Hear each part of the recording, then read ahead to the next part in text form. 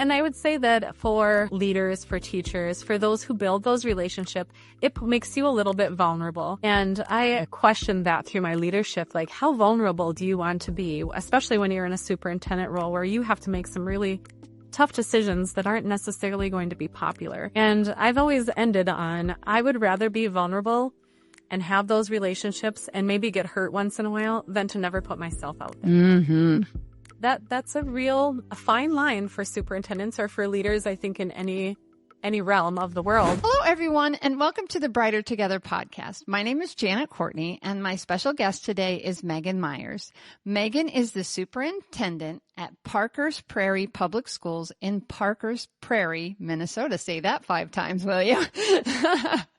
Megan, we're so excited to have you here. Well, thank you for having me. This is exciting for me. Awesome. Well, tell everybody, Megan, a little bit about how, honestly, you're female superintendents, you're in a minority. So I'm sure you did some amazing things and have done some amazing things. So tell us how you got there. Well, thank you. I think that this starts back when I was a child. My mom was a single mom of 3 girls, and she went back to school after my dad had passed away, and she went for special education. And so that's really where my heart began. Becoming a teacher. So I was a teacher for 12 years in New York Mills, Minnesota. As I was going through my teaching career, I had a number of people talk to me about how I needed to go into leadership, and that I never had pictured myself doing that, but I had listened to all of those people, and I love to learn. So I went back to school, and I became a principal then, and I went to Circle of Life Academy, which is a Bureau of Indian Education school up on the White Earth Reservation in northern Minnesota. I learned a lot about relationships there. Yeah. I had a wonderful superintendent, Ricky White, and worked with a number of families and a number of amazing staff, and how important it is to be a leader, but also love what you're doing and build those relationships from those kindergartners all the way up to the families and the elders in that community. So that was kind of the beginning of my leadership. And then I went to Cook County, which is in Grand Marais, Minnesota. And that was a unique situation because you're kind of in the middle of a county that is one of the largest in Minnesota, and it's very remote and a very diverse population. So that was a lot of fun. I learned about a lot of different culture and how to build relationships in a lot of different ways. And now I'm in Parkers Prairie, and Parkers Prairie is an amazing community. I really immersed myself in the school. I had, when I first moved here, I had a 3rd grader. I had a junior in high school, and then I had one that I brought to college that fall. And now I have a 5th grader, one that just graduated from Parkers Prairie, and my daughter has since moved back and is now working in our childcare. So I realized how important it is to have that family atmosphere in a school and make sure that you are immersed and embedded in the school. So some of the things that have really brought relationships to the forefront in my world, again, is how to build those family-like relationships within a school. So whether you are a teacher of kindergarten or a teacher of senior economics, you have to have a relationship with those students for them to learn from you. Mm-hmm. So I try to model that as the leader and make sure that I build those relationships with the staff, whether it be in the kitchen, whether it be on my building and grounds crew, whether it be in the bus driving seat, right? Mm-hmm. I want to make sure that I can connect with those people. I also am a teacher at heart. I feel like I'm a teacher in a superintendent seat. And so I want to make sure that I am giving opportunities for my staff to also grow and understand the importance of that relationship. So some of the things that have happened in the last 2 years is my elementary principal had to have a medical leave both the last 2 years. So I had the opportunity to go into the elementary for 12 weeks and learn the culture there, learn the students, recognize the needs and the wants of the teachers and what they can do or what they need in order to do their job with excellence. Mm-hmm. I built those relationships. So one of the things that I really prided myself on when I was a teacher is knowing the kids' names by the end of the first day, right? And I have prided myself on that as I've gone into the principal role and now as a student or as a superintendent role, is knowing those students' names. It's a little bit harder the farther you go up in Oh, leadership. yeah. Oh, yeah. There's more of them too. That's right. And so I don't remember who it was, but there was a book that I had read that said every kid should be able to have their name announced on a microphone one time in their school career. Oh, And so when I was a principal, that was my goal. And we worked through some assemblies, and in Cook County, it was called the Vikings Way or Viking Pride, where we recognize students of the month, students that had done some exceptional things. And bringing them up on stage and recognizing them for the greatness that they are, just as little human beings, but for something really specific, I felt built a relationship with me as a principal, not only with the student, but with their family and their teacher, and knowing that everybody's recognized there. Very cool. One of the things, and I think I've said this before on our podcast, is you need to know your people. I think it was another superintendent or a principal. I think it might have been a superintendent. She stands out and in front, and welcomes all the teachers to school. And then when the buses come in, she welcomes all the kids to school and she knows all their names. And it's like, man, it's so important that you know people's names. And, and I'm kudos to you. This is an area I stink at. I really am horrible with it. It really is. And I don't know. I think as the older I get, there's a gene missing or a neuron or something, neural pathway that's broken in me or something. But well, and I always say I'm better at learning students' names than remembering adult names sometimes, I think, because that's just so embedded in me in that teacher. So, yeah. Making those connections. Yeah, and being able to say, hey, good game after a great football game or a baseball game or a volleyball game, like all of those things, and attending those events and recognizing those kids if they did something phenomenal. Having kids that were in the districts that I was a teacher in or a principal in lended itself for me to build relationships with other kids.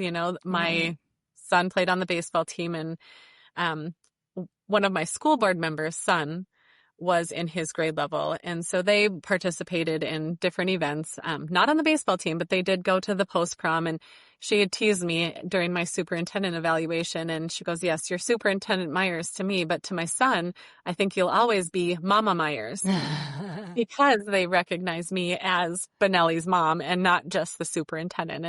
And that's heartwarming to me because then they know me as a person and not just as a position. Yeah. My kids, my youngest today is his birthday. It's August 20th. So it won't be when this goes live, but today is August 20th, 2025. And he's 23. He's my youngest, and he was a wrestler. And so we always, again, that community, that sense of belonging. So we always did a party, and he was a 2020 grad. So that was, that whole COVID thing. But, I was always Courtney's mom. My last name is Courtney, but they all called him Courtney. So I was always Courtney's mom. So, instead of being Mrs. Courtney, I was Courtney's mom. So I get that, but it's true. I mean, that's the role that you take with them. And that's the role that no matter what you do, you're always going to have those. And that's fantastic, that he had that special connection with you as well. Yes. So. And I would say that for leaders, for teachers, for those who build those relationships, it makes you a little bit vulnerable. And I've questioned that through my leadership, like how vulnerable do you want to be, especially when you're in a superintendent role where you have to make some really tough decisions that aren't necessarily going to be popular. And I've always ended on, I would rather be vulnerable and have those relationships and maybe get hurt once in a while than to never put myself out there. So that's a fine line for superintendents or for leaders, I think, in any realm of the world. But when you're dealing with kids, they have parents that is their whole world. And so if you are the one that has to make some of those tough decisions, that's what you're working with, right? You're dealing with money and their children. And those are really two priorities for families. And so knowing that, I think it is really important to keep those relationships strong. There was a presenter that said you got to put money in the bank, because when you have to make a withdrawal, you don't want to have an empty bank. Right. And talking about relationships again, so important. Well, and I think that if they know that you care when you make those hard decisions, when you have to make those hard decisions, they're not just, all she cares about is money. All that school ever cares about is whether or not they get our money. How many times have we heard that? And that's part of the reason why Brighter Together exists, is because it's not just about the money. It's about human beings. It's about the amazing things. And I tell people too, it's not just one test score, which just seems to be the one thing that the society at large, through our media and whatever, are judging educational systems on. And it's just not. It's not okay. To me, it's not okay. So, right. Again, right. You put your money where your mouth is, exactly what we're doing here. It's like Lighthouse Therapy is sponsoring this because we care, because it matters, because we want to give people like you a platform, a voice where, this is not something it's not an easy lift sometimes. It's expensive to run a podcast, but it's worth it because it's the same thing. These relationships and the connections that we make through Lighthouse and through these conversations, and then sending it out, and where it goes beyond, there's relationships and there's connections that are being made that I'll never even see. But those are things that really matter. They really, really do. So, right. And I think right with there. test scores, you can measure those. You can see the black and white answers. Mm-hmm. With relationships, there's not a way to measure those. Mm-hmm. One of my favorite stories that I tell is I was at a baseball game recently, and I ran into a student that was my student when he was in 6th grade. Now he's 24 years old. And they were having a conversation in the dugout. And this was an opposing team of my son's. And he said, well, I was her favorite student. And an argument started, and they were arguing about who was my favorite student. And I'm like, well, I'm glad, because all of them are my favorite students in some way or another. I don't have one singular one. Right. And it made my heart just warm, because you can't measure that. No. And they feel that they are your favorite. That is a feeling that you cannot replace. Yeah. Yeah. And for them, you absolutely were. And those are the things that we've talked about as well, where, it's hard work. We're working hard. You're working hard every single day, trying to make those connections and trying to do the things that you do. And sometimes we get to see the impact and sometimes we don't, but the impact is still there. So, yes. Yeah. And it may not come out ever to you, but you may never see it. Right. Yeah. Exactly. Yep. But that doesn't mean that you didn't do it. So keep doing it. I've tried to encourage educators, anybody that's listening, that's an educator, you are making a difference. Whether you think you are, whether you're seeing it or not, somebody depends on you. Somebody loves you and you don't even know that they love you. So keep going. Right. Are you struggling to keep speech therapy fully staffed or tired of high turnover? You're not alone. At Lighthouse Therapy, our speech language pathologists are seasoned professionals, and most of them have over 16 years of school-based experience. They're not just qualified, they're consistent, relational, and results-driven. We offer 3 flexible delivery models: virtual therapy, hybrid therapy, and in-person therapy. It's speech therapy done right for you and your students. Learn more at lighthouse-therapy.com/brighter together. Yeah. And it can bring heartaches, you know. It can hurt you in so many different ways because you are vulnerable. Your heart is exposed. You love those kids. And it's very different than being in a corporate world that can just look at numbers or look at data and make decisions on that. No, these are little human beings that we're dealing with. Somebody's child, somebody's grandchild. And we are having them in our care for 8 hours a day. And we just need to make sure that we are intentional about how we take care of them, how we speak to them, how we love them, and make a difference in it. Yeah, for sure.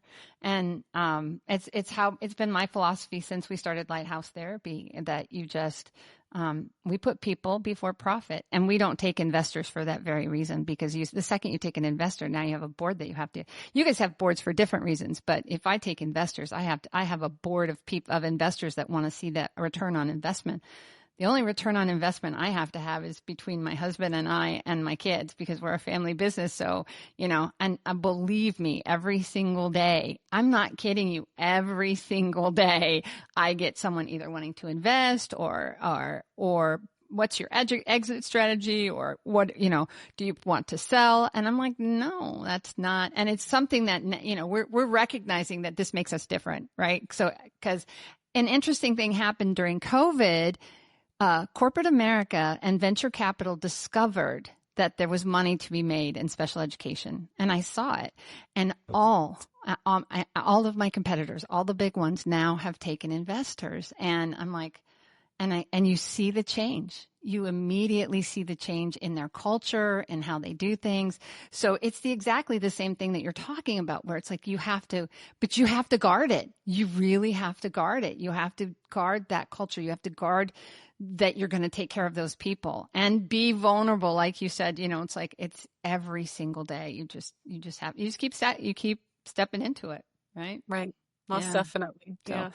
I feel like I'm doing a commercial for Lighthouse, and that's not my intention, but it's the same. It's just how we are and how you are. It just lines up so beautifully that people need to know that it's okay. It's okay to be vulnerable. It's okay to be who you are and still be an amazing leader, right? And we can't expect to become millionaires being in education or being what you're doing as an SLP or an SLP. We aren't going to become millionaires, but the return on investment is those feelings that we receive and how we are making a difference for the future of our world in so many ways. That's pretty impactful to me. Yeah, it is. It is. And every single one of those kids is better because they came across our, our path. We've crossed their paths and the impact. And I also have said, like for every child that we see, you think about like a drop of water. You've seen it, those images of a drop of water and how the ripples spread out, and every single one of those kids that we impact, just the impact over on the world and on their world and on, it just becomes incredible. Right. And as a leader, I think that I can impact the teachers to make those realizations if they don't have those. One of the trainings that I remember very clearly is how you have to give more compliments. So if I were to say, a redirect for a child or a redirect for a staff member, you have to then do 10. Is it 4? Yeah. At least 4. I always say 4 for it to be what I've heard is 4 for it to even be equal. So I agree. It's probably more like 10. Right. You're probably right to overcome it. To become on the positive, right? So that's that money in the bank. So if you give them then 10 positive redirects or 10 compliments, you're going to have money in the bank for the next time. So it doesn't ever get equal or negative. Yeah. I have a thing 4 and 1 somewhere on my, I have little stickies all over, and 4 and 1. It's because and that's just to get equal. So putting money in the bank, putting compliments in the bank, you can't go wrong. You can't go wrong. And smiles. That's something as an SLP, pragmatics, just smiling at somebody. It lightens your mood. Smiling, even when you don't feel like smiling, right? It changes your demeanor. It changes how people perceive you, because there's always perceptions of us, right? And just, and I've had people say to me in public, "Wow, you are one of the people that smiles more than anybody." I said, because I'm a happy person, because I love my life. I love what I'm doing. It makes a difference, even if it's with, and I don't mean even, because everybody has value, but with the person at the grocery store, with the person that's pumping the gas, with the person that's helping you find something when you can't find it or whatever. It just is, and the interesting thing too, I've noticed, is if you go to the grocery store and I go through the line, I always try to make eye contact with the person that's checking me out, the cashier. They don't do it.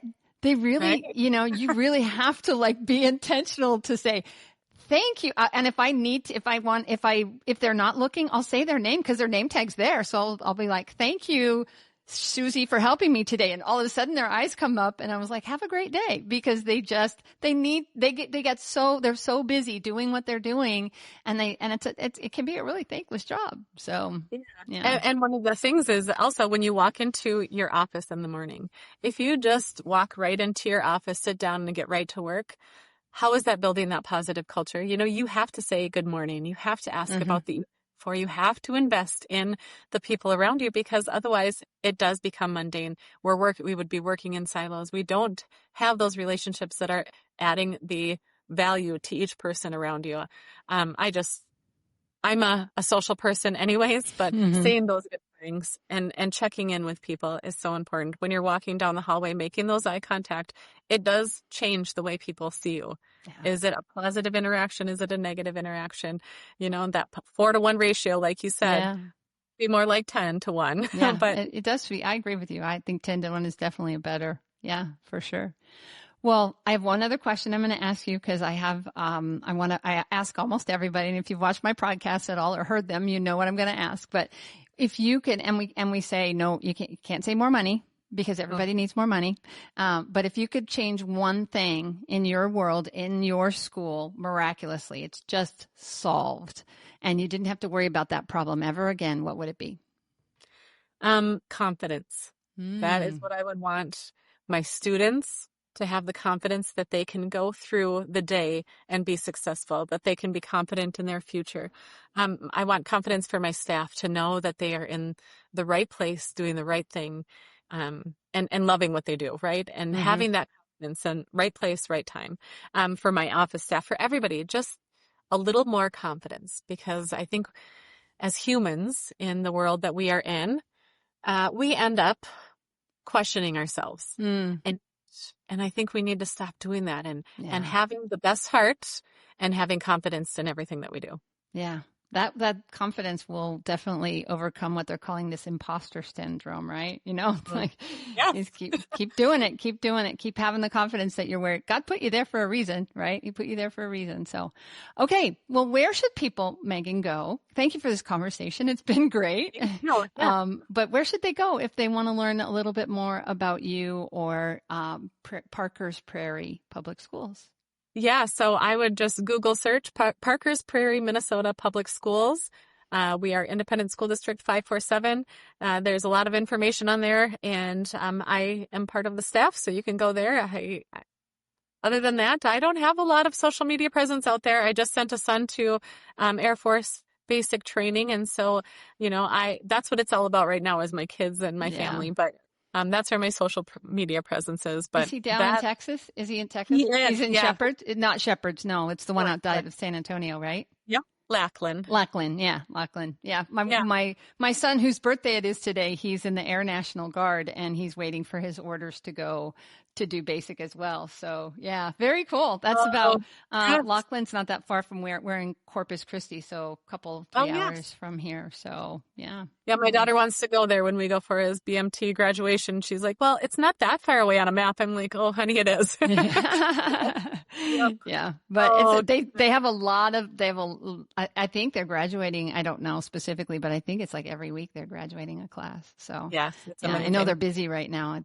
They've had incredible change in the numbers of kids that are volunteering. So, so congratulations for him. Yes. They're getting through that. That's exciting stuff. Yeah. Your kids are your kids. They'll always be your kids. You just keep on and loving on them as well. So, well, it has been a pleasure. Thank you, Megan, again for being on Brighter Together. It's because we're brighter together, aren't we?